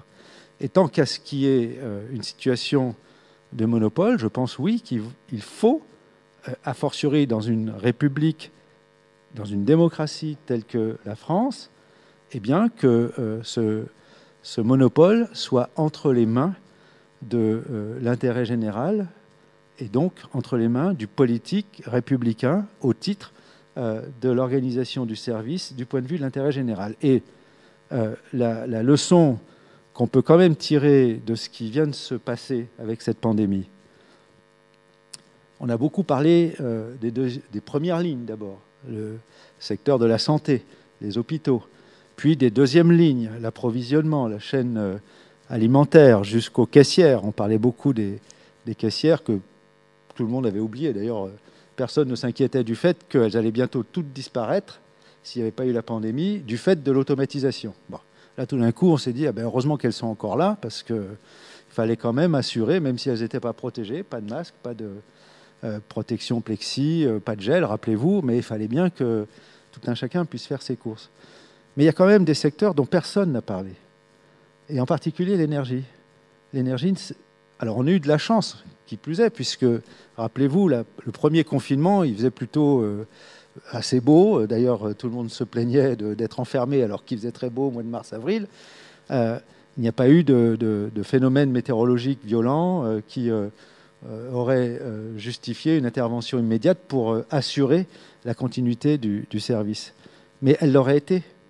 On le sait qu'elle l'aurait été. Et on n'en a pas parlé, mais les hôpitaux, pour qu'ils fonctionnent, il faut que l'énergie arrive, comme toute la chaîne de l'approvisionnement d'ailleurs. Et ça, je pense que la volonté politique, elle doit être de le maintenir dans le giron public. Et le giron public, on décrit souvent le statut des agents publics, mais les statuts des agents publics, ils portent évidemment les droits des salariés, comme toute convention collective, mais ils portent les obligations de l'agent public, celle de la continuité du service, celle de la neutralité dans le rendu du service vis-à-vis de tout un chacun. Et on sait qu'aujourd'hui encore, d'ailleurs, on est dans une situation où tout le monde n'a pas accès aisément aux besoins essentiels. Et heureusement qu'on est encore sous le giron du service public. Donc voilà, c'est affaire de volonté politique. C'est ce que nous défendons. Parfois, on a presque un complexe à défendre un statut, à défendre des droits, à défendre un régime de retraite. Mais il faut toujours avoir en tête qu'en face, ils n'ont aucun complexe à justifier le bien fondé, parce que la privatisation, c'est l'accaparement par une main privée. Donc, si eux n'ont pas de complexe, n'ayons pas de complexe. Et en tout cas, moi, c'est comme ça que je raisonne, et qu'au titre de la Confédération, eh bien, j'ai aucun état d'âme, j'ai aucune difficulté à garantir à la fois, évidemment, la Fédération FO de l'énergie et mines, et évidemment l'ensemble des agents du service public de l'énergie électrique, d'EDF, et de l'ensemble, de leur garantir le soutien de la Confédération Générale du Travail Force Ouvrière. Merci beaucoup Yves de ce soutien et de cette mise en perspective. Alors du coup justement si on parle d'un peu de courage politique et de volonté politique, Gildas sur le gaz, est-ce que tu peux nous évoquer à la fois ce qui se passe sur la nouvelle réglementation thermique et puis également peut-être sur le plan Clamadieu du côté d'Engie? Oui, merci Isabelle. Donc il y a deux questions. Avant de répondre à la première, s'agissant de la réglementation environnementale 2020 et de ses impacts sur l'environnement, je voudrais ici raconter une petite anecdote qui me semble intéressante. Nous avons été reçus il y a maintenant un peu plus de 8 mois par la direction générale du groupe Engie pour nous annoncer que ça y est, la RE 2020 allait se mettre en route, qu'elle allait être actée, définitivement entérinée, etc. etc. Et nous avons assisté avec mes collègues coordinateurs groupe à une scène assez hallucinante qui voyait la direction du groupe finalement nous demander de l'aide, comme si nous, organisations syndicales, nous avions le pouvoir de retarder les choses, de les reculer, etc. etc. Alors, chacun sait ici que, bien évidemment, que nous pesons dans les débats, dans les discussions, partout où nous sommes présents, c'est-à-dire notamment au Conseil supérieur de l'énergie avec Jackie, où nous agissons au quotidien sur toutes les questions du domaine régulé, sur les parties réglementaires. Enfin, bon, donc voilà, nous sommes partie prenante de toutes ces questions, mais se pose quand même la question du lobby des grands groupes. La question du lobby des grands groupes, elle est fondamentale. Et ce que je souhaite rappeler ici, c'est que on a tendance souvent à vouloir opposer les deux énergies. Et nous, justement, la fédération, on essaie de les rassembler. Et ça, c'est très important. Je pense que c'est aussi, au travers de cet événement qui est organisé aujourd'hui, envoyer ce signal qui est celui de dire non, on n'est pas en désaccord. Les choses sont possibles en étant tous ensemble rassemblés autour de ces mêmes sujets, de ces mêmes causes, de ces mêmes combats. Et si j'en reviens 2 minutes à ce que je disais précédemment, oui, bien sûr que on fait des choses avec nos différentes directions. On est intervenu dans le cadre de la loi énergie-climat, on est intervenu dans le cadre de la loi NOM, on a fait plein de choses.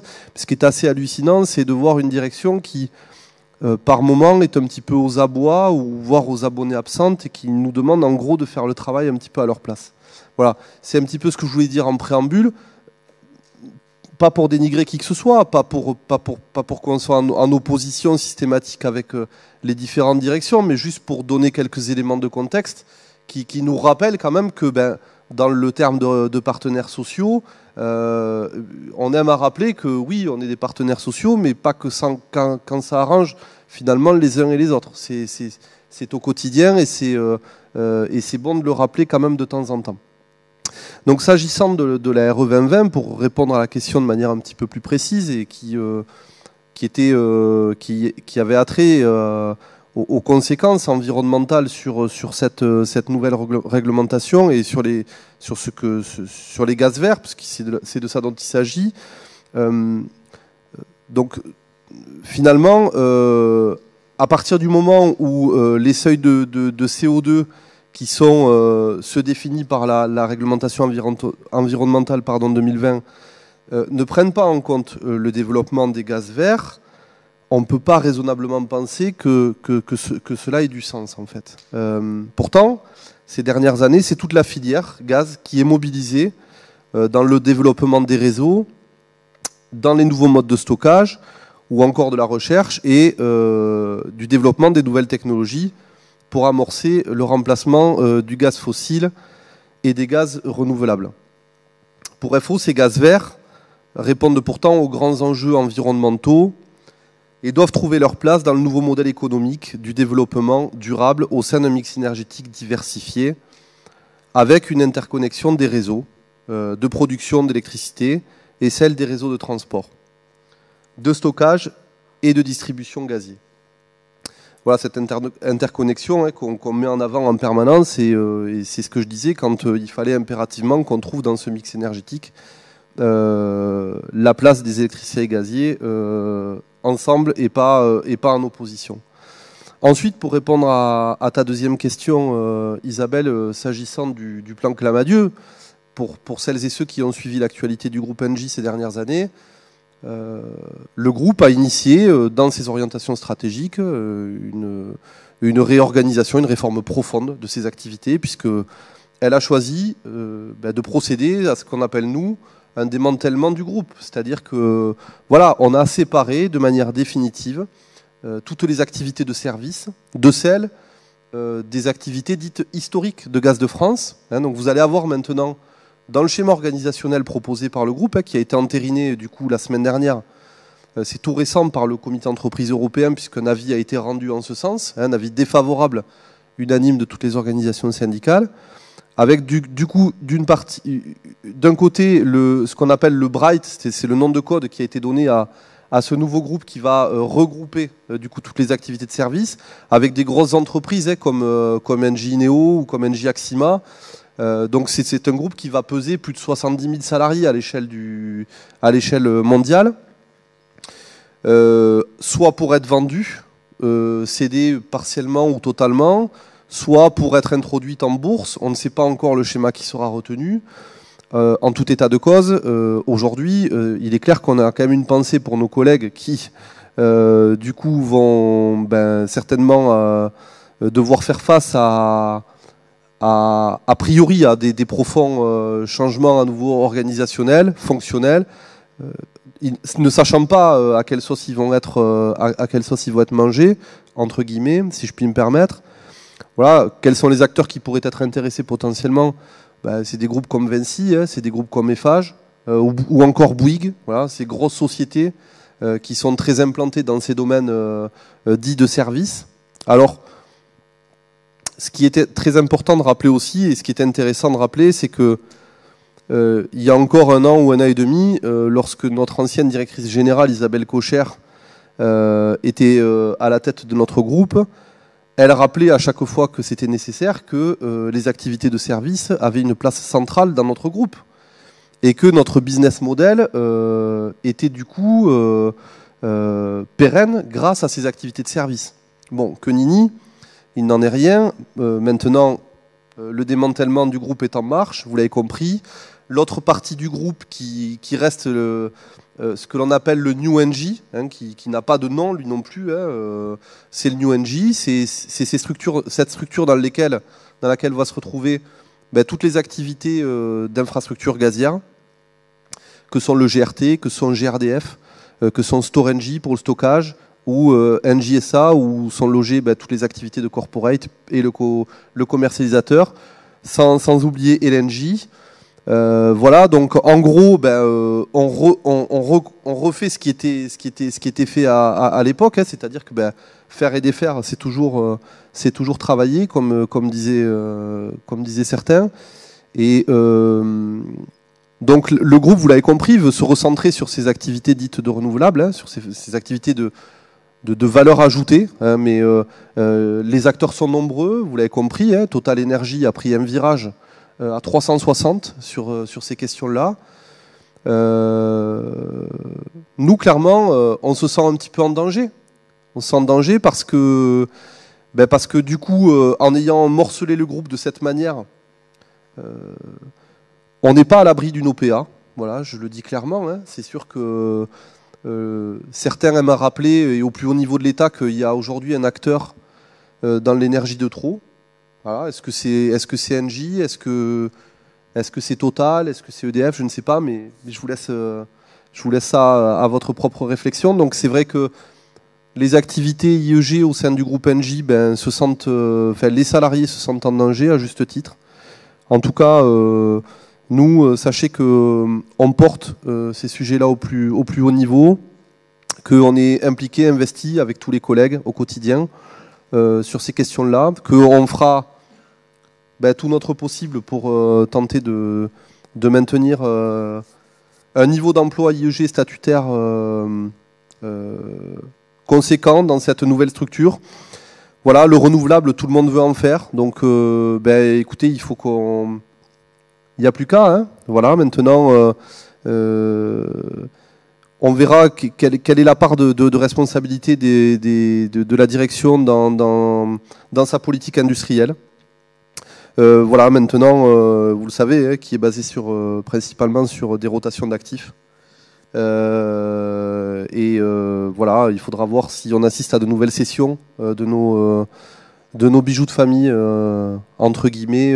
Mais l'avenir n'est pas réjouissant, mais réjouissons-nous d'être tous ensemble unis dans les mêmes combats.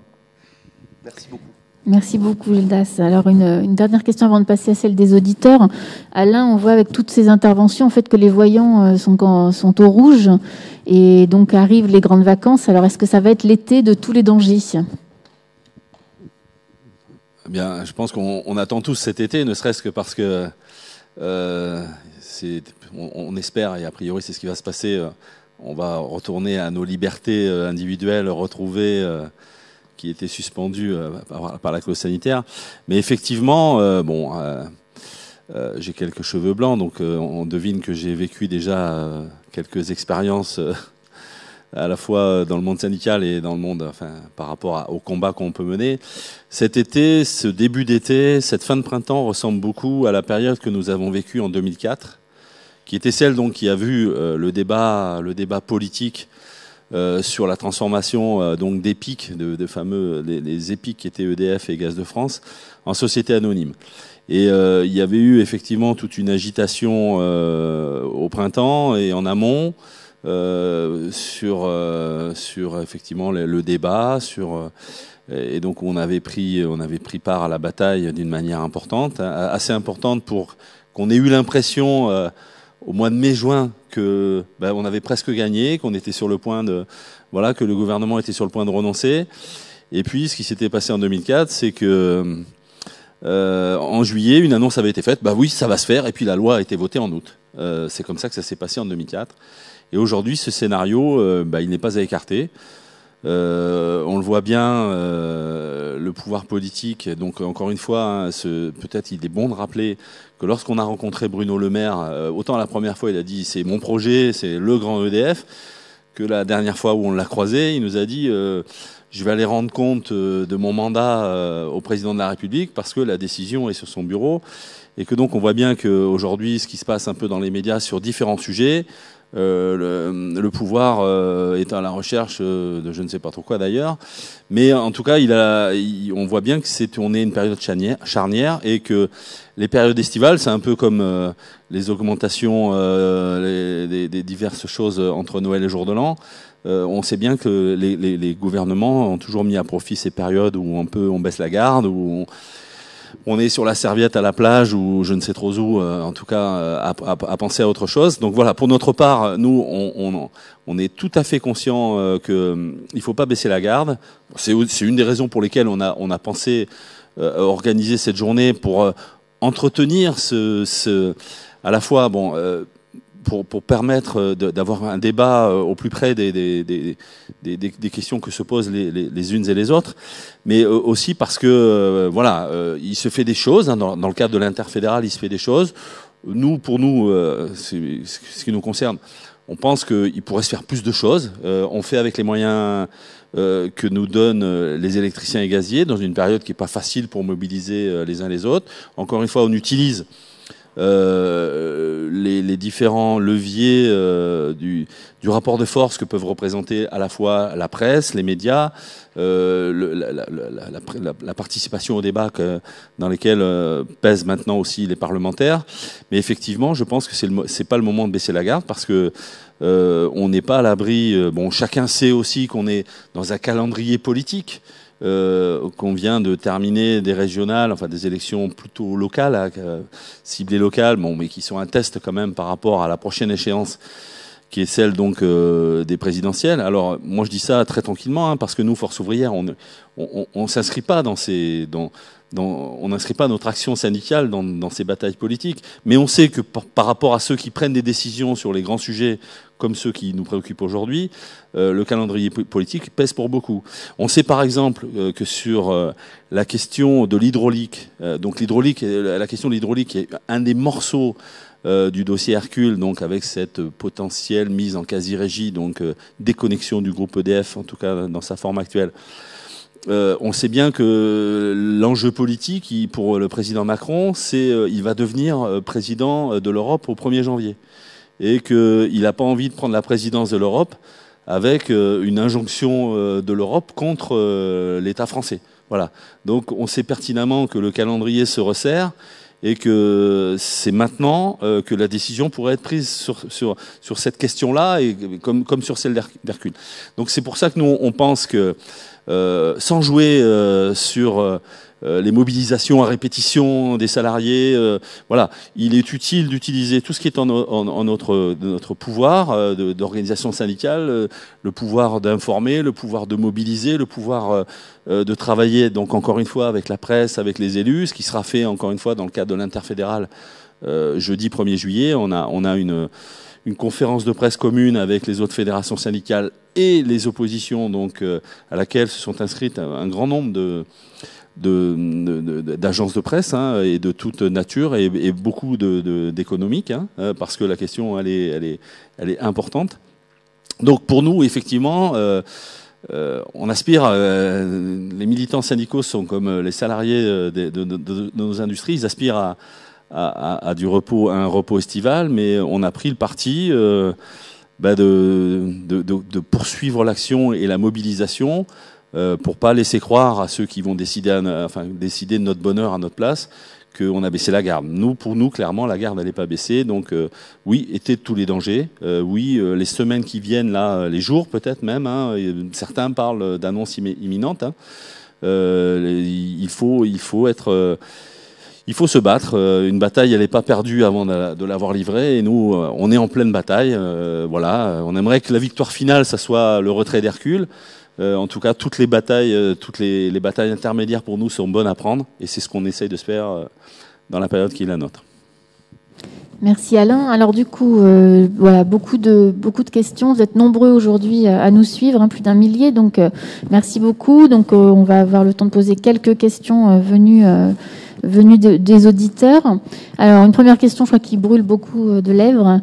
Action CGT le 22 juin, émission FO le 29 juin. Pourquoi n'y a-t-il pas eu de démarche interfédérale ? Si c'est à moi qui revient de répondre, je vais répondre. Non, bon, voilà, mener une action en commun avec les 4, enfin, nous sommes 4 organisations représentatives. Hein, alors la représentativité ça renvoie à la loi de 2008. Hein, c'est ceux qui ont eu à minima 10% enfin, voilà, qui ont recueilli d'audience. Voilà, je cherchais le terme, merci. Voilà, donc ces 4, il est clair que s'il y a une offre syndicale de 4 fédérations syndicales, c'est qu'il y a une vision différente des fédérations syndicales. Hein. Cette vision différente fait qu'aujourd'hui, on arrive à avoir une posture commune sur la dénonciation, sur le fait qu'on dénonce ce projet Hercule, qu'on a une position commune sur le fait que on n'est pas dans l'immobilisme, on ne dit pas il faut rien que change. Au contraire, on dit qu'il faut donner un nouveau souffle à ces outils industriels que sont EDF et Engie, enfin en tout cas dans la version Gaz de France telle que nous on la voit.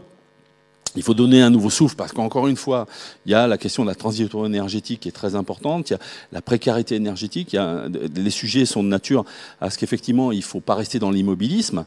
Et là on est d'accord donc dans l'interfédéral pour dire qu'il ne faut pas, qu'il faut donc tirer un bilan de cette déréglementation. C'est qu'est-ce que cette déréglementation a apporté sur le plan encore une fois, sociétal, social, industriel, qu'est-ce qu'elle a apporté? Bon, ben, vous vous doutez bien que nous, si on pose la question, on a la réponse, mais enfin, on a une partie de la réponse. En tout cas, on a un avis sur le sujet. Mais donc, sur ces questions-là, avec l'interfédéral, on est bien. On est bien, les 4, on est bien. Après, c'est sur la vision quelle solution? Où là, bon, la solution, on dit, il faut faire travailler donc. Une commission, alors c'est pas la commission pour enterrer le projet, hein, soyons clairs, hein, vu par FO, on est aussi dans un fonctionnement, dans une république. La République, elle a ses modes de fonctionnement. C'est aussi à l'Assemblée de prendre ses responsabilités, à la représentation populaire, enfin, du peuple.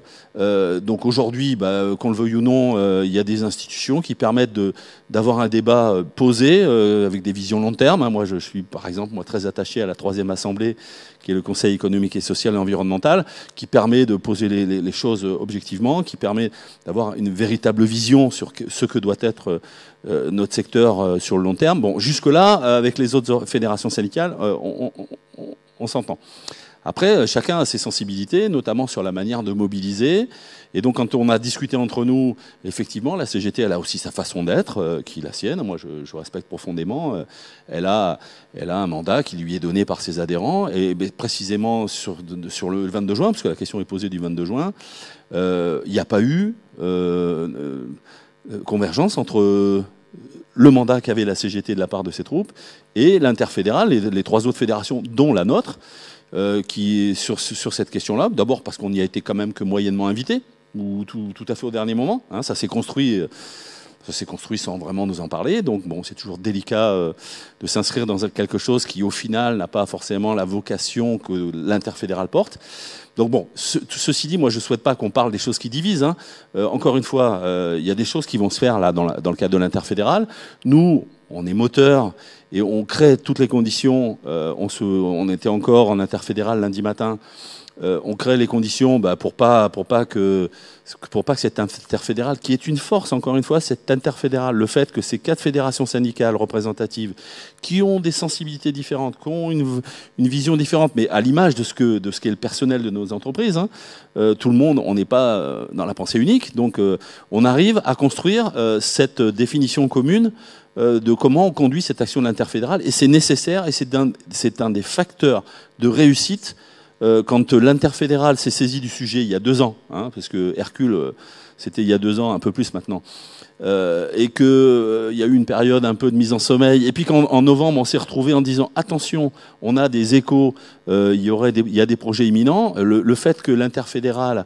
on est pris au sérieux par l'externe, à la fois par les élus, par la presse, par les salariés eux-mêmes. On est pris au sérieux à travers cette interfédérale. Donc nous, on préfère voir à travers cette interfédérale ce qu'il y a de bon que, effectivement, les imperfections. Hein, toutes dans un mariage, bon là c'est pas un mariage, hein, mais dans une union, fût-elle de circonstances, il y a toujours des imperfections, mais il y a aussi le bénéfice de cette union. Nous, on préfère y voir ces choses-là. Voilà, aujourd'hui, cette interfédérale est nécessaire. Elle se poursuit. Nous, on met tous les ingrédients pour que ça se poursuive, parce que c'est l'intérêt même du personnel. Voilà, donc je pense que, encore une fois, j'espère qu'avec l'interfédérale, on aura le plaisir de pouvoir annoncer à l'ensemble des personnels que Hercule est abandonné, qu'on a sauvé l'hydraulique de la quasi-régie. Voilà, j'espère que c'est ces annonces-là qu'on pourra faire. Mais clairement, c'est à ce à quoi on travaille, nous, aujourd'hui, nous, FO, dans cette interfédérale. Voilà. Merci Alain. Alors une autre question qui est un petit peu longue et précise, alors je vais la lire et je vous laisse voir qui souhaite y répondre, peut-être entre Nelly et Alain.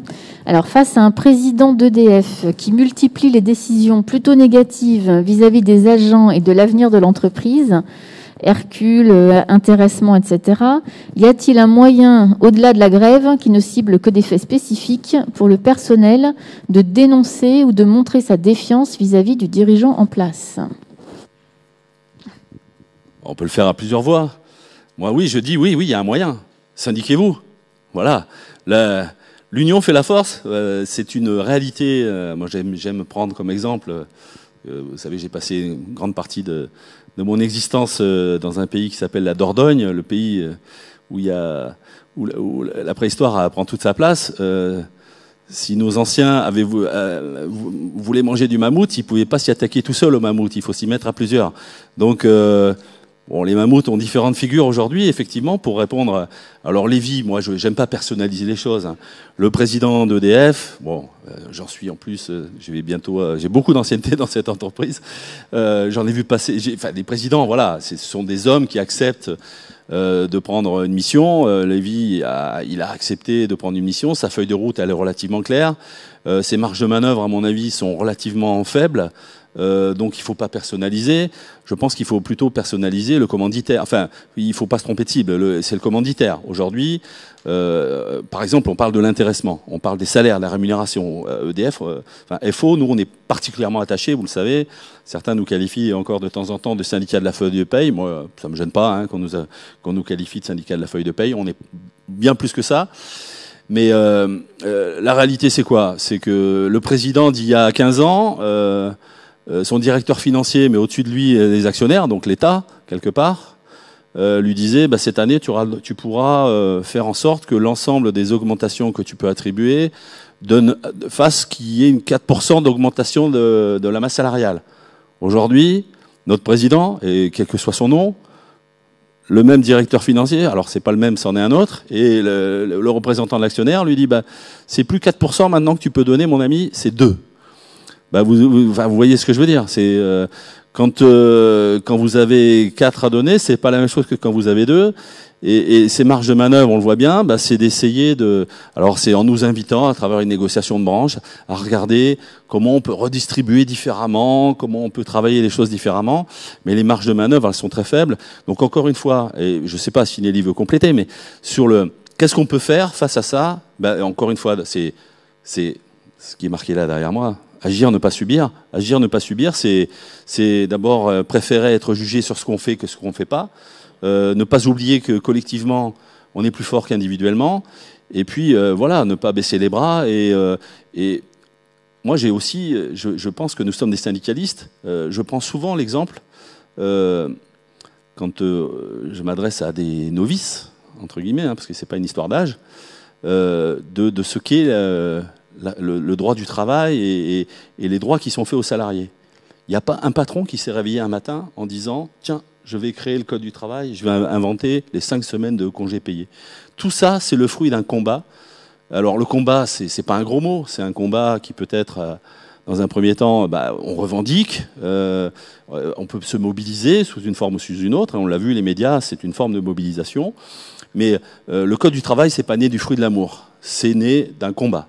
Et les conditions qui nous sont faites, à nous en tant que salariés, en tant qu'agents des industries électriques et gazières, on ne nous les a pas données, on ne les a pas volées. Nos anciens les ont conquis. Et je crois que pour les générations futures, et puis pour tous ces gens qui nous écoutent et qui disent mais est-ce que c'est utile que je fasse des choses? Oui, c'est utile de faire des choses. Et tous les jours, je pense qu'il y a aussi une autre chose qui caractérise Force ouvrière, c'est que c'est Jean-Claude Mailly, le prédécesseur à Yves, qui le disait, c'est nous sommes révolutionnaires dans les aspirations, mais réformistes dans la pratique. Ça veut dire que c'est quoi? Tous les jours, on essaye de faire avancer un petit peu la cause de ceux que nous représentons. Et donc voilà, je pense que ça c'est très important parce que cette somme de petites avancées, c'est ce qui fait que on avance globalement. Alors c'est difficile à mesurer parce que des petites avancées, elles se mesurent difficilement. Il faut prendre beaucoup de recul pour les. Mais voilà, je pense que les salariés, il faut qu'ils se rattachent à ces choses basiques qui sont. C'est pas le fruit de mon imagination. C'est juste un constat, le constat qu'on peut faire dans une société, fût-elle considérée comme moderne comme la nôtre. Merci beaucoup. Alors, une autre question. Donc, on a évoqué tout à l'heure le fait que les élus s'étaient mobilisés contre le projet Hercule. Et là, il y a une question qui fait un peu la suite de celle-ci. Donc, concernant Hercule, comment le paysage politique se positionne-t-il sur le service public de l'énergie ? Y a-t-il un soutien fort des politiques pour le modèle EDF actuel et pour une modification de l'ARENH ?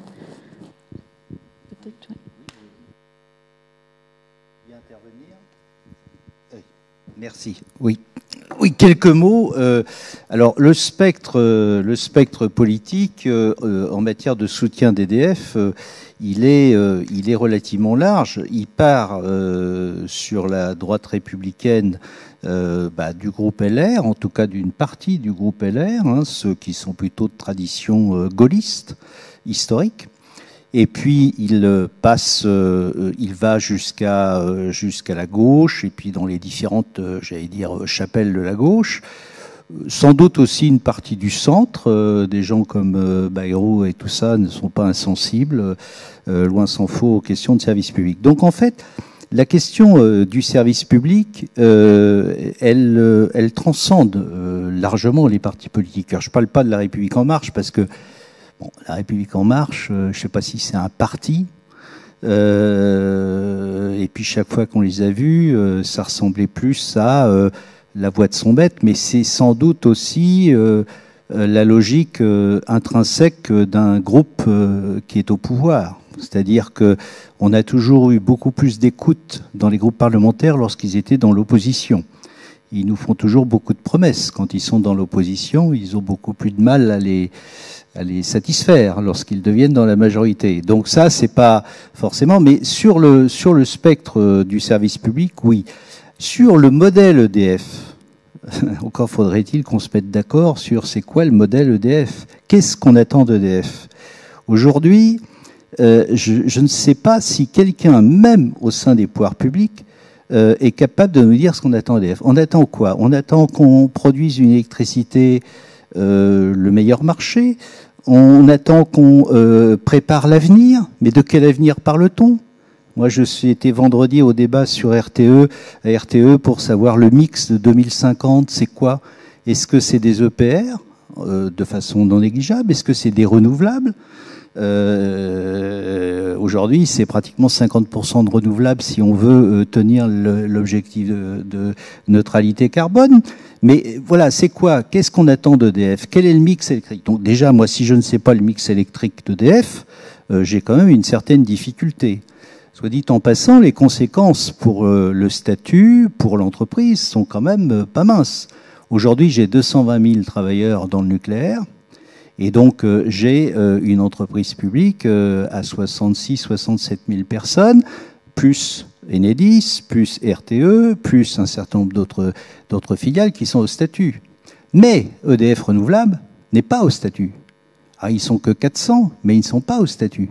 Aujourd'hui, la production d'énergie renouvelable n'est pas au statut, contrairement à ce que, de notre point de vue, la loi devrait imposer. Et contrairement au fait que normalement, dans le statut, il y a marqué production, distribution, transport. Donc si on fait de la production, on devrait être au statut. Donc cette question de savoir le modèle d'EDF est quand même une question absolument fondamentale. Une modèle dans la production et puis une modèle d'organisation. Parce que ce que je disais tout à l'heure, au tout début des questions que tu m'as posées sur l'Europe, c'est est-ce qu'on va continuer vers toujours plus de concurrence ? Est-ce que demain, par exemple, on va finir par abandonner les tarifs réglementés de vente, comme c'est malheureusement le cas pour nos amis d'Engie à horizon 2023? Mais si on abandonne les tarifs réglementés de vente, comment on va, à quel prix on va vendre l'électricité à monsieur et madame Michu? Est-ce qu'ils vont faire comme le gaz, on l'a vu là, que ça prend 10%, ça a perdu 4, ça remonte de 5? Est-ce que c'est ça qu'on veut? Mais si c'est pas ça qu'on veut, comment on organise le service public de l'électricité? En fait, il y a des non-dits dans la réflexion qu'on doit avoir sur EDF, et je pense que les partis politiques, peut-être aussi comme les syndicats, comme l'a dit Alain, il faudrait qu'on fasse une vraie commission, une vraie réflexion sur savoir qu'est-ce que la nation attend d'EDF dans le futur, avec toutes les évolutions, les ruptures. On a la rupture du stockage d'électricité, ça va arriver d'une façon ou d'une autre. On a la rupture des véhicules électriques. On a la rupture en matière d'Enedis, sur la transition énergétique, qui sont des ruptures tout à fait conséquentes. Comment on voit les choses? Est-ce que, et de ce point de vue, Hercule est une catastrophe, parce que, comme je l'ai dit, parce que Hercule, c'est toujours plus découper le système. Alors qu'il faut une vision, de notre point de vue, une vision globale, une vision essayant de placer le citoyen au cœur et l'usager au cœur des besoins du service public. Donc, en fait, voilà. Alors, est-ce que les partis politiques? Oui, les partis politiques, enfin, d'ailleurs, une nouvelle fois, tous ceux qui sont dans l'opposition, aujourd'hui, nous soutiennent. Mais néanmoins, il faudra vérifier, le moment venu, s'ils sont plus dans l'opposition, si leurs convictions sont si fortes. Alors, il y a quand même une nuance, c'est sur l'hydraulique. Parce que sur l'hydraulique, c'est quand même très intéressant. Parce que, mes chers amis, depuis la loi du 30 décembre 2006, l'ouverture des concessions à l'hydraulique devrait être faite. Depuis le 30 décembre 2006. Et ça fait donc 15 ans qu'on se bat et qu'on gagne, puisqu'on repousse à chaque fois l'échéance, que des concessions sont expirées, qu'elles sont prolongées à EDF, ce sont des concessions échues, mais qui continuent à être prolongées, sous délai glissant, ce qu'on appelle, et qu'on continue à les exploiter. Pourquoi? Parce que la direction, le ministère est incapable d'organiser la mise en concurrence, parce qu'en plus, tous les aspects, ce qu'a dit Alain à un moment, de gestion de l'eau, font qu'aujourd'hui, vous savez qu'EDF, l'eau qu'elle possède, si je puis dire, qu'elle a dans ses barrages, c'est 2/3 des eaux de surface de la France. 2/3 des eaux de surface.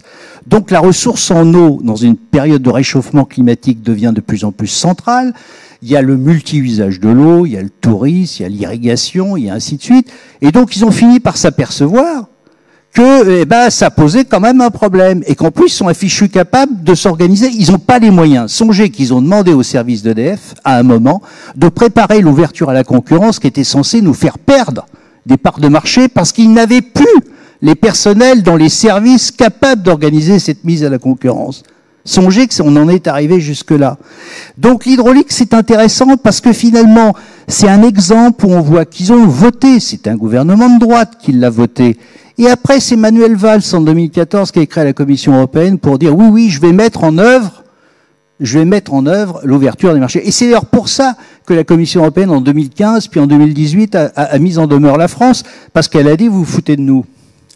Et qu'elle a beau jeu de dire, mais c'est vous qui l'avez voté. Voilà.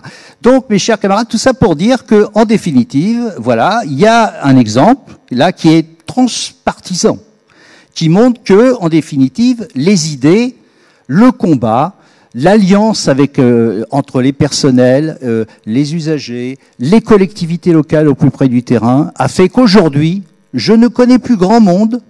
Il y a 2 ans, quand j'ai vu LREM, ils étaient encore pour l'ouverture à la concurrence. Aujourd'hui, je crois qu'il n'y en a plus grand monde qui est pour l'ouverture à la concurrence. Tout ça montre que ça peut bouger. Mais c'est un combat qui date déjà depuis 15 ans. Ça fait 15 ans que nous menons ce combat. Et donc, je pense que ça, c'est la preuve que sur un certain nombre... Mais il y en aura bien d'autres. Les tarifs réglementés de vente, quand on va voir la fin des tarifs réglementés du gaz, on va voir les dégâts. Et forcément, il y aura bien des gens qui vont se demander, mais ma foi, est-ce qu'on ne pourrait pas revenir à une forme de service public? Vous avez vu que la CLCV, qui est la deuxième organisation de consommateurs de France, a demandé au gouvernement de revenir sur l'ouverture à la concurrence. Alors pourquoi c'est intéressant? Parce que la CLCV, c'était une des organisations de consommateurs qui était pour l'ouverture à la concurrence. Pour. Donc ça prouve que, voilà, nos idées avancent et qu'il y a absolument rien n'est perdu. Bien au contraire, nous sommes, je trouve, dans une dynamique dans laquelle les gens commencent à considérer que le service public, aussi la pandémie, ça a été dit, a joué son rôle, que le service public, c'est quand même un bien qui marche, en tout cas dans l'énergie, et que ça vaut la peine tout de même de réfléchir un petit peu. Alors bien sûr, on a du mal à les faire aller jusqu'à un bilan de la déréglementation. On avait obtenu à l'Assemblée nationale, il y a 3 ans, d'avoir une sorte de début de bilan, et puis ils l'ont jamais mis en œuvre parce que et au fur et à mesure qu'ils avançaient, ils voyaient bien que le papier qu'ils allaient rendre était un papier négatif, donc ils n'ont pas allé plus loin.